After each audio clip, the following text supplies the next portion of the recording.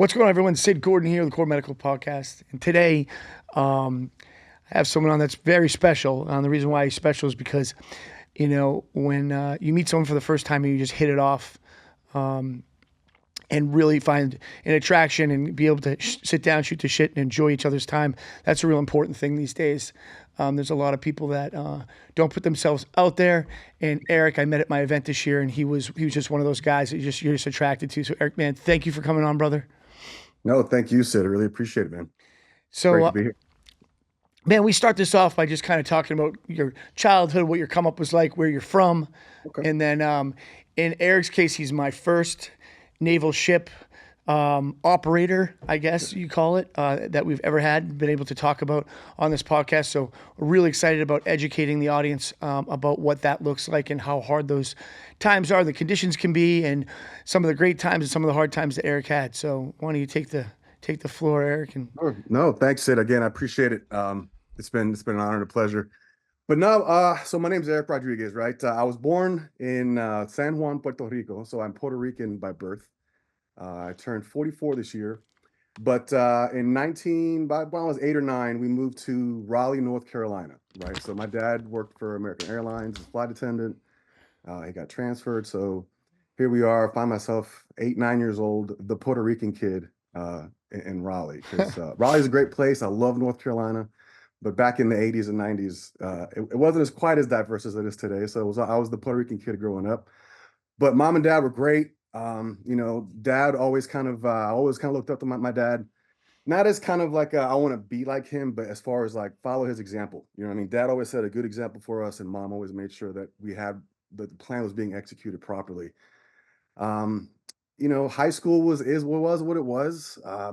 I was very intelligent. I just didn't really apply myself. I was more into hanging out with my friends and girlfriends and whatever the case it's a very is. common theme for this It is, podcast. yeah, right. I'm sure I could have done great had I applied myself. But school wasn't my thing.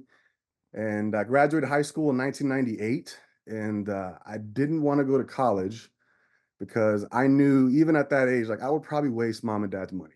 They weren't rich by any stretch of the imagination, but they could have made it work. I would have gone to NC State, go Wolfpack, and I knew that I probably would have gone with my friends and messed around, not done anything productive, and just wasted away a couple semesters to figure it out. So I figured, you know what, I'm gonna be an adult and I'm gonna work for a year and figure it out. Worked at like Blockbuster Video. I was back when that was still around. I was full-time assistant manager, making like 750 an hour. I was balling back then. Um, did that for about I a just year, heard that the minimum wage at McDonald's is at $21 right now. right? But imagine back then, back in what, 98, like Dude, eight you can like dollars an hour in was some like you places were in the making country, money. in some places in the country, you can make a living working at McDonald's now. It's like It's crazy. nuts. But that's why your Big Macs are 30 bucks too. So Yep, pick your poison. that's right. Yeah, but then kind of messed around for a year, and I knew that I wanted to do something. I knew I needed to get my life, find some kind of purpose and do something. So I decided I'm gonna join the military. My dad was prior Air Force.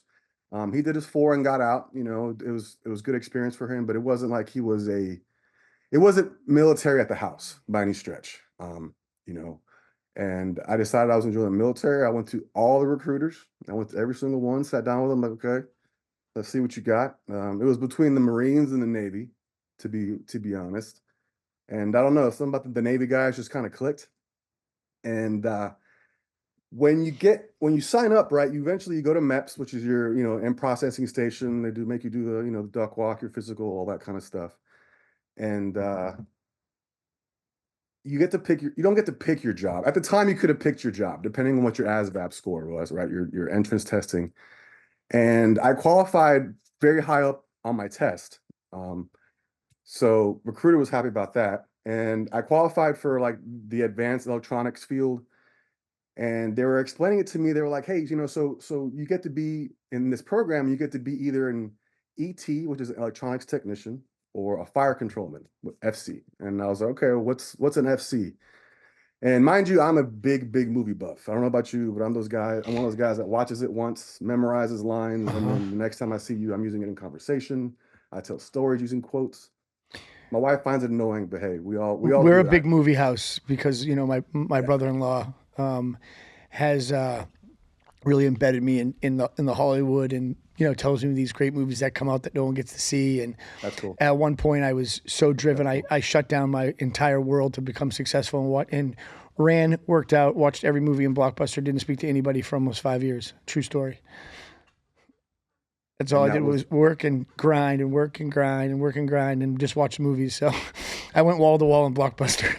there you go. That's what's up, man. Well, hey, that's paid off now though. Sure has. Sure has. So, But yeah, yeah. So that being said, I was 80s kid, huge fan of Under Siege. Have you seen Under yeah, Siege? of course, dude. Okay, Steven Seagal. Yeah. So there's a scene in Under Siege where Tommy Lee Jones and the bad guys, they just took over the battleship, right? And they get word back to the military that hey, they've hijacked the battleship, so they send an F-18 in to fly by and check it out. There's a scene where he's coming in, and then the bad guys pull some switches, and then this Gatling gun turns and shoots down the aircraft. I don't know if you're familiar with the scene, Yep. but this recruiter, this detailer, tells me this story, and he's like, "That gun, that's CIWS.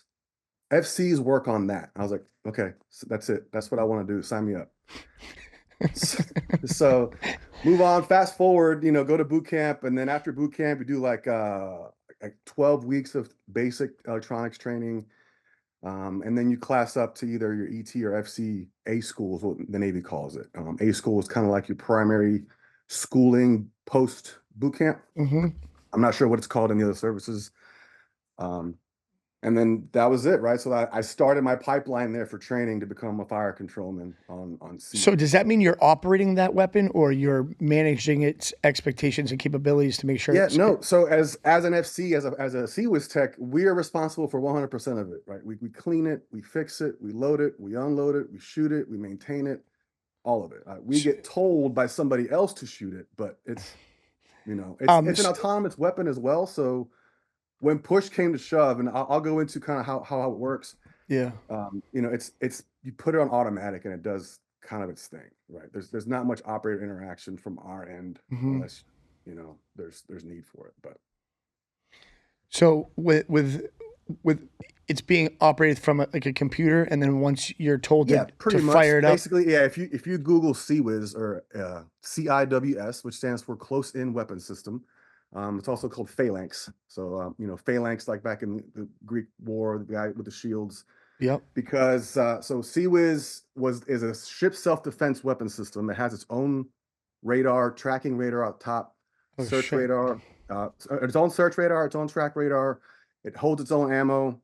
It's all kind of controlled by computers essentially, and it's designed to combat against incoming missiles. So it's a ship self-defense weapon system, right? The effective range is only like 2 miles.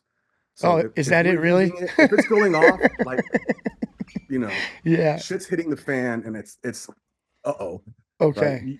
You don't use it offensively. It's a completely defensive weapon. Okay. And so it's about 2 miles. It's basically the same gun that's on a F-16. It's a 20 millimeter gun. Okay. It's a 20 millimeter, 6 barrels, and it shoots at a rate of 4,500 rounds a minute. Oh jeez. So it just shoots this wall of lead out, right? So And it tracks its own bullets while it's going, so it corrects itself to make sure it's hitting dead on target what it needs to hit. so I got to ask you, how many different ships have you been on? That's it. So let's see. I've been on pretty much every platform the Navy has, with the exception of a cruiser. Okay. So my first ship was the USS Harry S. Truman. That's a aircraft carrier. So my first ship was an aircraft carrier, and then after the aircraft carrier, I went to shore duty. Because the way the Navy does rotations, right? You'll do so many years because all of our jobs are meant to be on a boat. Yes, the Navy has fields that never go to sea, but 90% of the reason you're here is to go on a ship somewhere and take the fight to the enemy. So you're stationed on board a ship for 4 to 5 years, and then you roll to what's called shore duty, which is Well, you're on you shore you spent somewhere, four you're to not five years on a deployed. boat all consecutively. Yeah, I mean, yes. right? But it's just like your job, right? I've been at my present company for 3 years. It doesn't Hmm. mean I've been at the office for 3 years, Got you. Got you. Got you. Got you. Got right? you. That's just where you're assigned. That's your duty station. Got it. So, if we're not at sea, it's just moored pier side, and you go to work in the morning, you do what you have to do. And unless you have duty that day, you get off and go do what you want to do. We'll see you tomorrow, Uh-huh. right? Same kind of deal. You do have duty every about 6 days to where you have to stay on the ship 24 hours a day because the ship has to be manned enough to where if something happened, they could start preparing the ship to get underway while they recall the rest of the crew, right? But usually that's about once a week you have that.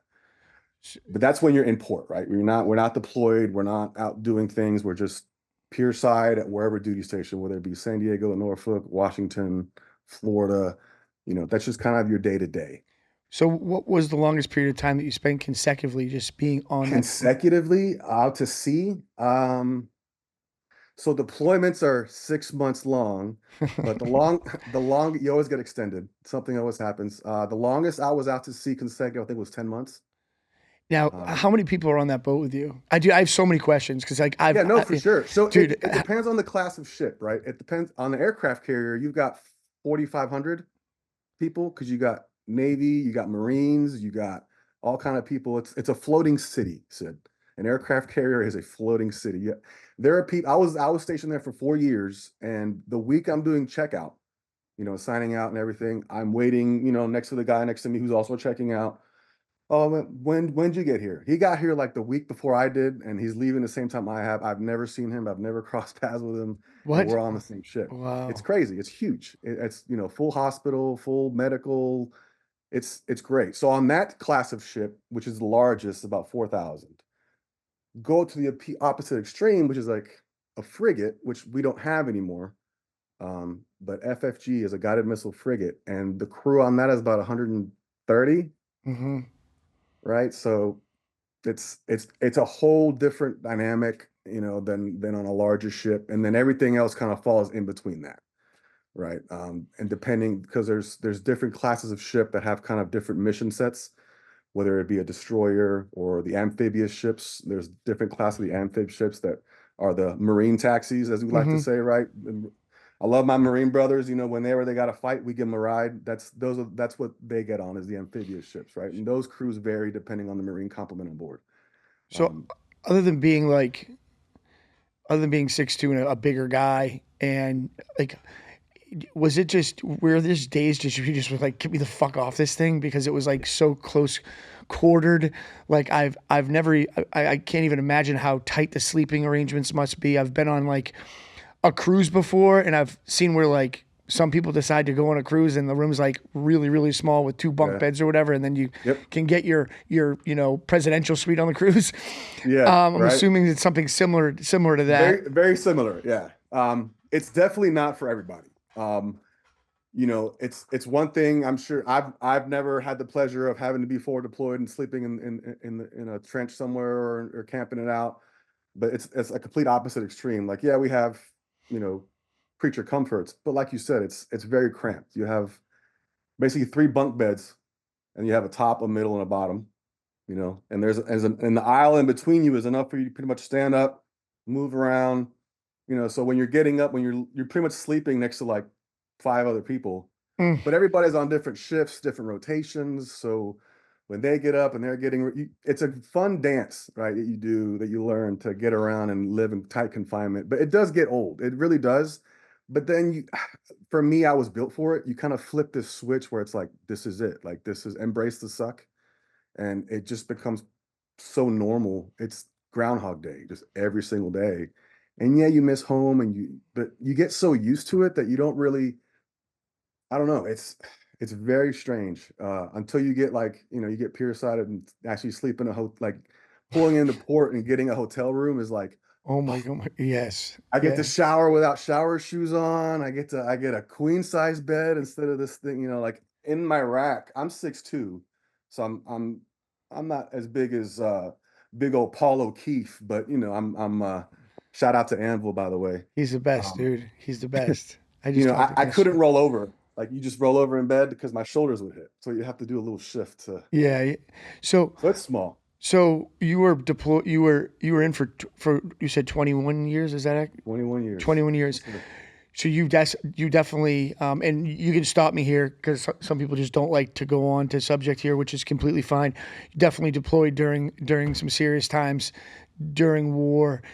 Were there any situations there where it was just like, oh shit, this is my first time. This is like now this training is getting like super Now it's real. real. Yeah, Yeah. because I mean Yeah. those are moments that Yeah. people really don't understand. Like we take a lot for gratitude, and the big thing around this podcast is like developing as a person, dealing with hard times, overcoming those hard times, dealing with a mindset, and helping others with that message. Okay, and for me, I'm so intrigued by the military and what you guys all do because, man, I've had some hard days, but it really makes me drive hard to make sure CORE is effective in the U.S. military community because of your stories.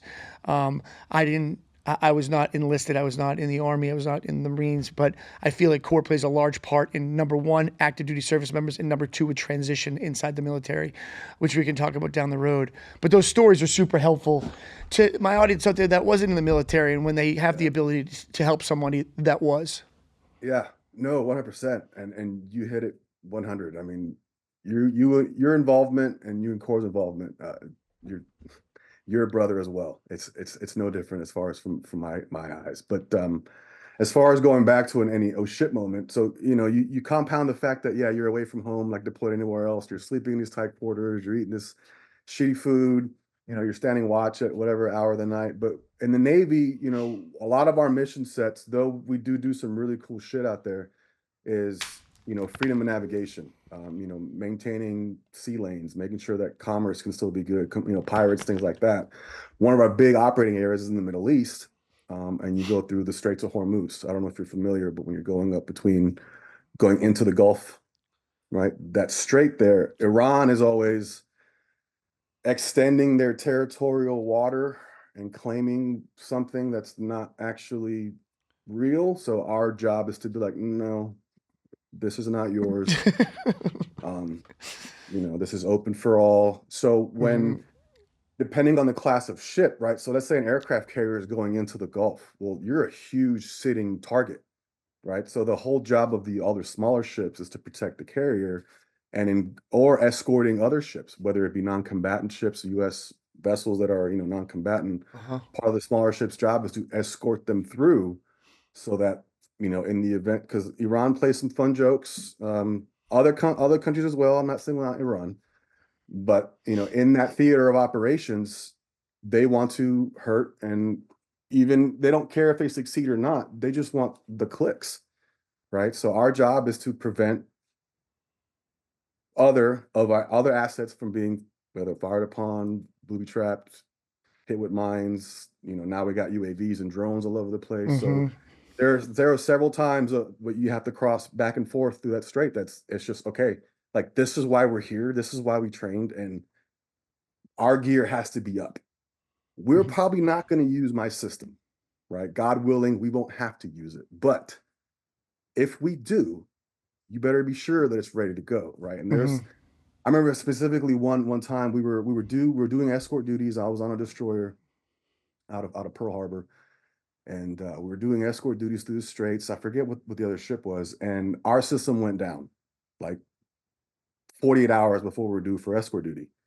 And we're like, the CO is like, we can't do this without and we're out there at night with flashlights. We're out there, and lo and behold, we got the system. Talk about pressure, right? We're on our way to go escort this ship that needs us, Mhm. and our system's not up. So me and my guys churn through the night, flashlights, team effort, 100%. And we got that system up to get up and running, and we made it through unscathed. There were thankfully no incidents on that particular crossing, but yeah, that's pretty much standard when you're operating over in the Gulf. But you don't see a lot of you have lately. You don't see a lot of the engagements that you get from the U.S. Navy because it's I don't know too far away or Yeah, you're why is that? Why on social media am I seeing like so much? I feel like it's drone footage from like yeah these ships just like letting them have it like in the last like year or two. Yeah. There's like no footage anywhere else from that. Like the And Navy. what's interesting, that's not new. This has been going on for, shoot, I was in 21 years the entire time I was in, right? It's just, I couldn't tell you why the media covers what they choose to cover. Yeah, I mean, I think number one, to see one of those ships like just go off is just like holy fuck. Like That's cool. to be on the return side of that. What is it? What's it like? If you don't mind, what's it like being on the ship when you are launching stuff? I mean, can you feel it all happening? Is it just like holy shit as the boat Yeah, like? so it really depends, right? There are different what we call material conditions on board the ship, right? And what a material condition is, it dictates kind of how our posture is, where as far as like what hatches and doors are closed, what stations are manned or not manned, things like that. So if shit hitting the fan, you're going to go to condition, condition three, and you're going to set, what we call zebra, which is where you basically tightening everything down. Everyone goes to we call it battle stations. Everybody goes to where you're supposed to be until we turn this thing off. Now there's varying degrees below that, right? So just depending on where you're at on your mission set, on how ready the ship is at the time. Mhm. You're always stood up, so there's always round the clock watches and round the clock.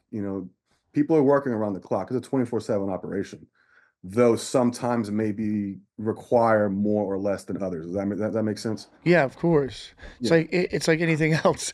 I yeah. mean, some But depending on the when you're contributing launching factors. missiles, when you're launching missiles or your guns are going off, you feel it. You hear it and you feel it. Yeah. Yeah, I'm assuming each boat has a different ability to posture, right, based on the Correct. size and based on what they're supposed to do. Correct. With those carriers, you were saying that you had Marines on the boat with the carriers, and you had Yeah. the pilots. My home in South Carolina is on the backside of that air base in Beaufort, South Carolina, and like one of the when I was buying the house, the agent's like, "Hey, I just want to warn you. There's a lot of flight time around here, and it's loud." Yeah. And I was like, "Well, what do you mean?" And I got to I called my uncle. He's like, "Yeah, they're like dogfighting over the house, and like they'll be formation flying and doing really cool stuff." And I was like, "Dude, you could have got me to pay extra for that, man, because it's like a theater, right?" I think when you were there, they were actually pretty active, weren't they? Yeah, no, there was, but for me, I tune it out so easily because I'm so used to it, right? Like Yeah. even here, we live maybe 10 miles from Lackland Air Force Uh Base. huh. So it's the same kind of deal. But I love it So because do I'll be in my I. backyard and I'll look up and there's a huge C-130 flying by, and I'm just like, yeah, That's okay. that's my favorite to see those carriers, Mhm. right? You're just like, oh my gosh, like that's a huge, like what's in that thing, dude? Everything. Other There's no planes. bowling alley. There's no bowling alley. There's no I was bowling. always told there was a bowling alley I was a young sailor. When you get there, make sure you find the bowling alley. Oh, really? Yeah. But yeah, I mean, because you have Marines, the Marine Air Wing, the Navy Air Wing, so they have a little harder time adjusting, I would think. But they're good sports about it. They're not used to being on a. Well, yeah, because it's really funny. Even at the event, like Drew like walked up to Jason. He was like, "Did you bring your swimmies?" And then Jason's firing back at him, and there's a lot of banter inside the community. And I'm just sitting there Yes, like, "Oh my gosh!" yes, And Jason looked yes. at me. He said, "It never goes away. No, It's just the way it is." And the it's reality of constant. it is that the recruiters. Some recruiters do a really good job of pushing you in a direction you didn't think you were going to go. So like I'm Yep. getting this banter basically because of a recruiter. I could end up in the same branch as that dude. So whatever. Yeah, no, 100%. And Yeah. it's true. We'll shit on each other and joke, but the minute somebody else does it, that's like, whoa, Yeah, whoa, yeah. Hold up there.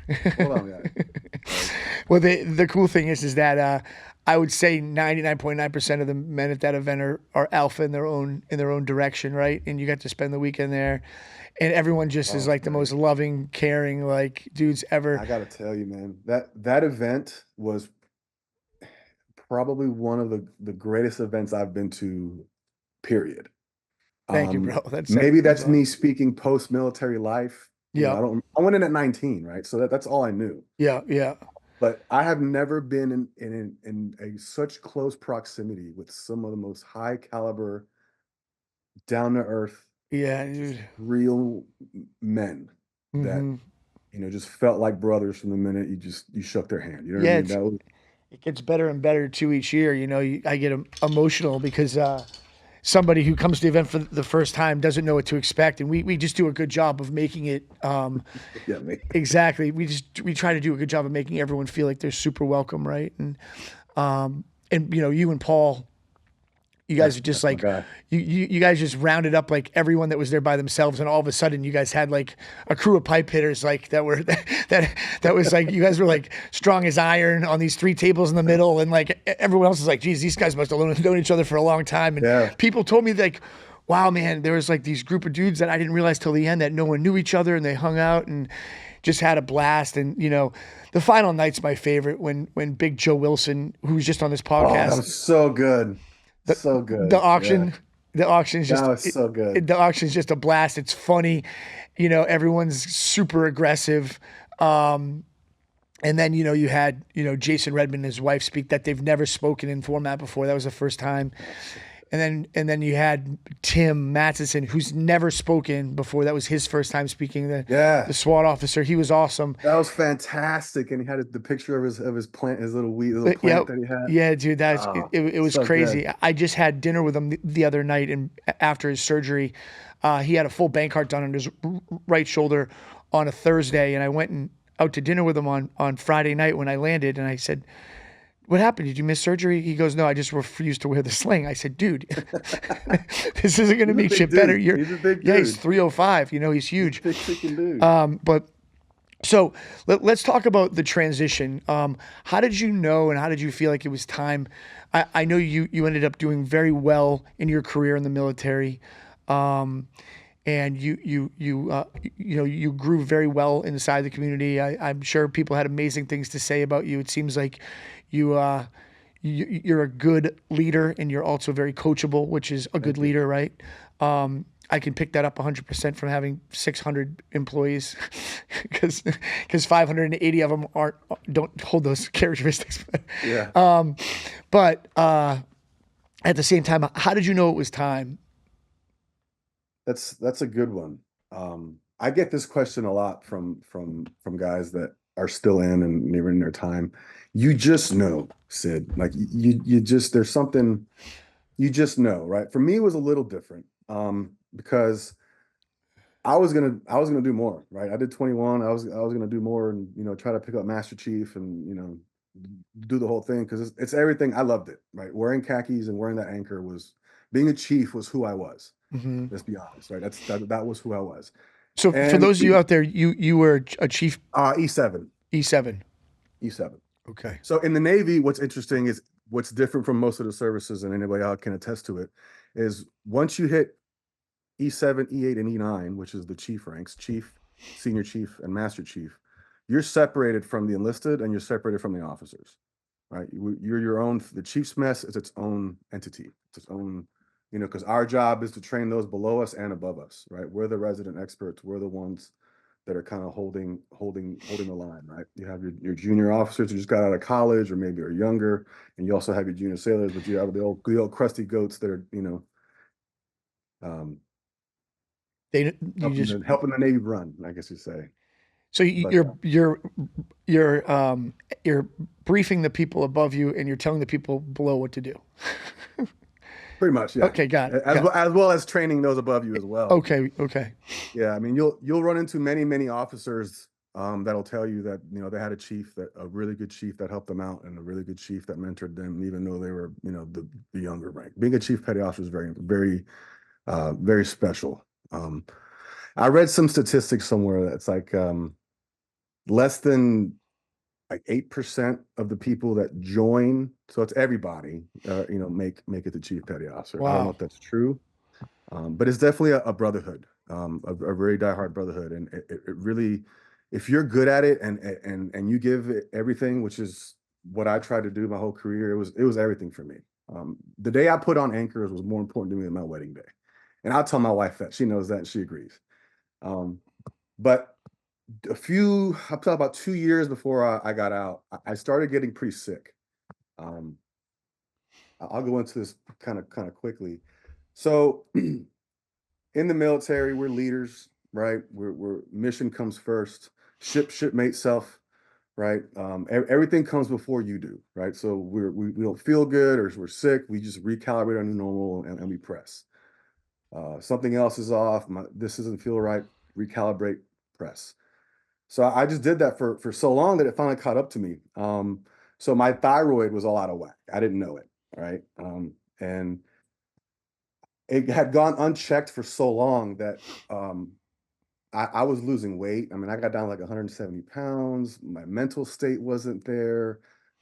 If you look at the symptoms for hypothyroidism, I had everything except increased menstruation for obvious reasons. But and I was like, man, and I was having a hard time, Sid, mentally, just mentally and emotionally keeping it together. So one of my friends was like, hey man, go to mental health, right? Go to mental health, go talk to doc.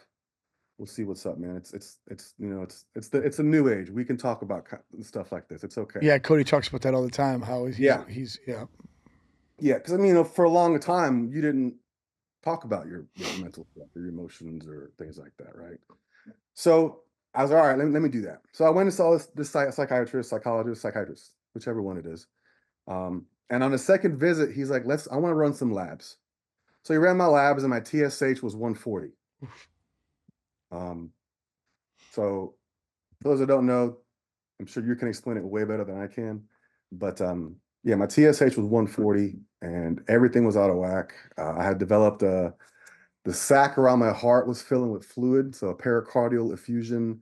I had a small mass that was growing on my liver. I had to do CT scans and echocardiograms and everything. Testosterone was in the tank. It was horrible, horrible, horrible, horrible. So finally, they put me with an endocrinologist Mhm. at Tripler out of Hawaii. And over the next, I got pulled from the ship, which was kind of a gut punch because you can't be on the ship because you have this with your heart, you have this like you can't deploy, you can't be here. Let's go Mhm. fix you. And as hard as that was to hear and admit, like, okay, we'll get me fixed so I can get back out and go lead sailors and go be a chief, right? So over the next year or two, I was on limited duty and trying to get my TSH dialed in. But because the Navy being what it is, they just attack the TSH and kind of try to fix that. And we'll see if the other stuff fixes itself, which luckily it did. It took about a year and a half to get my thyroid dialed in to the point where it started getting normal levels and all my other issues went away. And at the time I didn't know. I always thought your thyroid controlled how fat, whether you're fat or skinny. Well, That's dude, all I ever. when that happens to a male, thyroid issues are very very common with females, especially ones that deal with like Right. high cortisol, put themselves through like the biggest thing that we see is female figure models, bodybuilders, their thyroid's getting destroyed because of the high pressure they're putting on their system. Well, it happened to you, but for a man, when that happens, it's some fucking serious shit. I It's like didn't it's know that. very fucking aggressive, and it's not as common, right? But when it happens, And I had let it go for so long it that it doesn't was rain, like, it pours. yeah, it just okay. Yeah, It just kept just getting yeah. Things don't get better with time in that situation. no. So that coupled with the fact that I was stationed in Pearl Harbor, my wife was in North Carolina going through her internship. Mm. So we're doing separate coasts again. Um, so that take all that together, and I was like, I'm ready to. I can't. I don't know if I can do this anymore. Right? Mm. Like I'm not healthy. I'm going at this alone pretty much. Now I'm not even doing my job that I'm supposed to be doing. You know what I mean? So that all kind of culminated with also just it was changing. The mindset was changing as well. So that's when I knew I was okay. It's you've been going 100 miles an hour for too long. Your body finally said, that's it. Like let's move on. So that's when I made the decision to put in my papers, and I was going to retire. It was going to be great, Sid. I was going to retire on the flight deck of the USS Missouri, which is the battleship that's there in Pearl Harbor. So I get to retire in Pearl Harbor on the Missouri, and then COVID happens. So that killed the dream retirement there. And then yeah, so got my thyroid fixed. Got kind of what I thought was good. Um, because compared to where I was like, yeah, man, I'm good to go. Um, No, I wasn't at the time. I didn't know that, but then decided to put in my papers and retired, and yeah, so that's kind of how I got to there. So how'd you hear about us? Short answer, Nick K. Yeah, So it's a very during my it's a very common theme. short answer, He's Nick a K. stud, dude. He's a So stud. as I was going through my transition process, I knew that I had to do something, and I'm scrolling through Facebook or doing whatever we're doing, and I ran across Nick K's book. The stages of transition. Right? Excommunicated Yep, warrior. yep, Shout out to Nick K. yep, for So sure. um, I was like, okay, like this is step one, right? The You're producers you're here gonna with me now. I don't mean to cut you right there, no, go but ahead. the amount of times that we've seen this book, like, and like dudes that like legitimately either saved their life, legit, like straight up saved their life, or gave them a better life is Yeah, insane. So big shout out to Nick. big shout. Yeah, it definitely helped me. Then and later on, I had to kind of go back and reference it, but that was kind of what started me to accept the fact that you're going to hang up your khakis. You're not going to be a chief anymore. You need to start thinking about your wife and the next step, right? And so I ran across his book. So then because of that, I started following in Nick. And then in following Nick came the core medical. He would pitch, hey, here's what I did. And he would always talk about testosterone and, as a veteran, everything he said just connected. Everything he said, I'm sure everybody says that, but everything he said connected. And I was like, okay. So I hit him up and said, hey man, like, uh, this is after I had already been out though. So I retired in 2020. I didn't hit Nick up till probably about 2022. So for the 2 years prior, I was like getting trained up for my new job. I got a job opportunity in San Antonio, moved down here, and just kind of reset everything. And that's when it hit that I was like, I still wasn't right. Like I just I tried everything I could do on my own, right? And I was like, I cleaned up my diet, I started working out regularly, like I tried everything, Sid. I'm like, I I take my blood pressure every morning, I take my fasting glucose every morning, I watch exactly what I eat down to the calories. I'm in the gym 5, 6 days a week, and it just wasn't I wasn't fixing myself, right? Because I can fix it. That's been my mentality all through my career. What's the Mhm. problem? We can fix it. There's not a problem we can't fix. And I couldn't do it. Like no matter what I tried, no matter what supplements I tried, no matter how much biohacking and sleep stuff, and I couldn't do it. And then I saw Nick's message one day, and I was like, maybe this is what I need to do. So I hit Nick up. He put me on my first introduction to core. I talked to Alex. Alex was super cool. Got me to feel comfortable about the whole thing. I set everything up, got the blood work done. I think I was like, my test was like 300 something. Mhm. So not terrible, but I was like, Yeah. it's different for everybody, right? The, Somebody could the, feel the great thing at, is too is like I always go back to that. Your test was 300. What was your free at the time?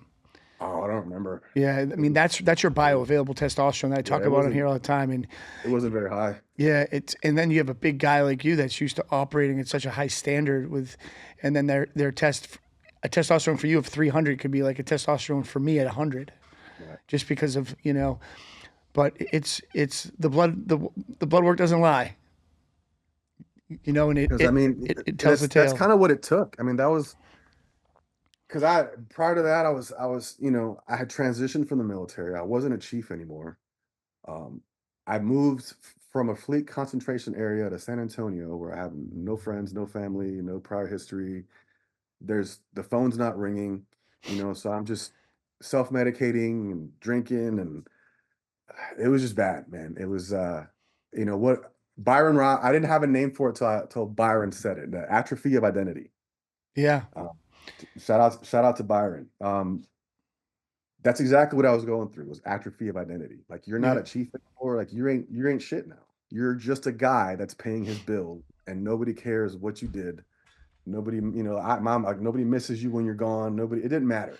Which yep, I know now it's different. I got a phone call yesterday that was great about that. But I was going through a bad downward spiral, and it was a lot of it due to obviously the separation from the military, atrophy of identity, and that my hormones were out of whack. Like again, the perfect storm And that was the missing key, Sid. That was the missing piece. I got with Brandon's my patient coordinator, the great Brandon. Dude, guys, he's the best, bro. He's such So a I mean, you stud. got nothing but hard hitters over there, man. Like No, they're great. it's Brandon's a trip too. He's one of my best friends. Brandon's My daughter Brandon's loves him to great. death and stuff. And So Brandon's been helping me through my entire since I got with you guys. And let's see, I think I reached out to Nick in October of 22, and I started my protocol in November and of how long 22. did it take before you were like, oh shit, that's the missing Um, equation? Couple weeks, 4 or 5 weeks, you can start to feel it. Probably, yeah.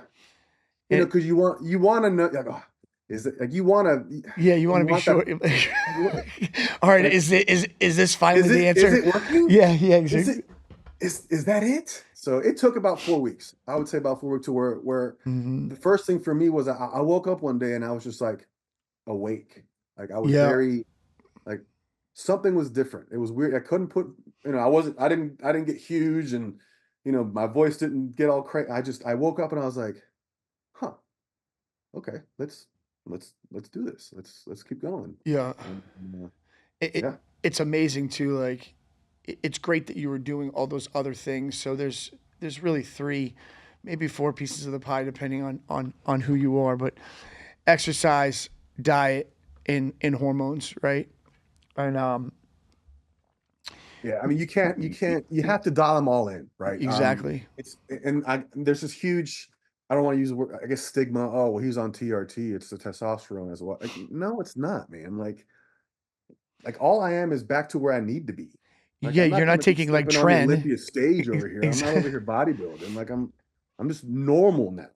Like Yeah. instead of me recalibrating normal, you know what I mean? It's this is normal. Well, And- your body produces testosterone. I can find testosterone on your blood work. I can't find tren or equipoise or D-ball or anadrol on your blood work. So it's bioidentical. It's, Yeah, we are providing something that your body is lacking.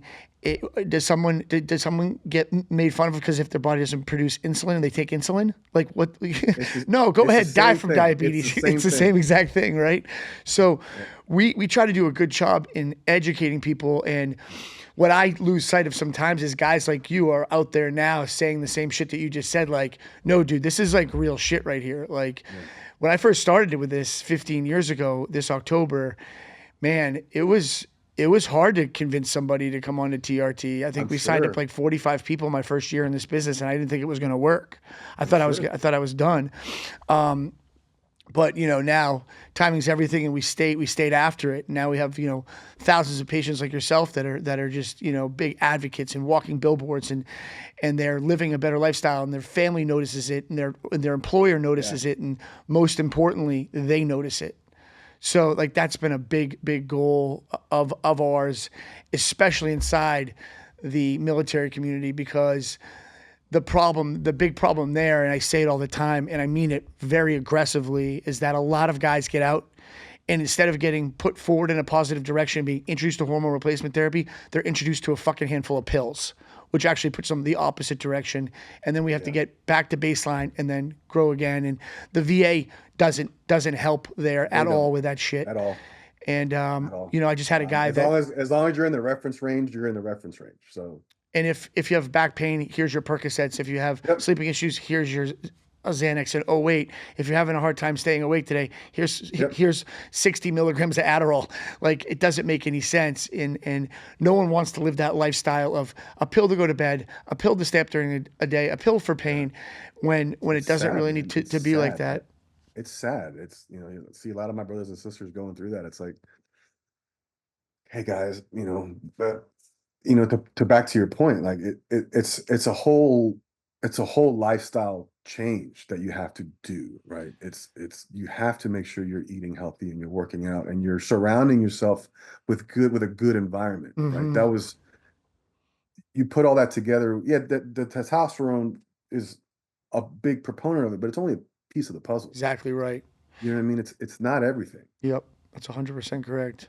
But Well, man, I want to tell you, thank you so much. I learned so much on this podcast. I was oh, super thank you pumped. so much, I Sid. mean, we'll get you down here. We'll do one in person too, which is always my favorite. And I mean, keep doing amazing things, brother. And I know you said No, something I to, appreciate you, man. Definitely looking forward to the next annual event. I just want to touch back on that. If anybody listening that is a veteran and has an opportunity to go to any core medical event and you're not sure of anything, just go. Like I didn't know what to expect, Sid. I knew kind of who was going to be there, right? Obviously you, Mel, Nick K, those what you would expect to be there. But I was like, I didn't know what to expect, and I met some what I know will be long lifetime friends. it's awesome. Chris and Paul are like my people. We did this at the hotel. We didn't even hit your house yet, Sid. We were No, at the hotel and it was like, all right, this is how the weekend's going to start. Let's go.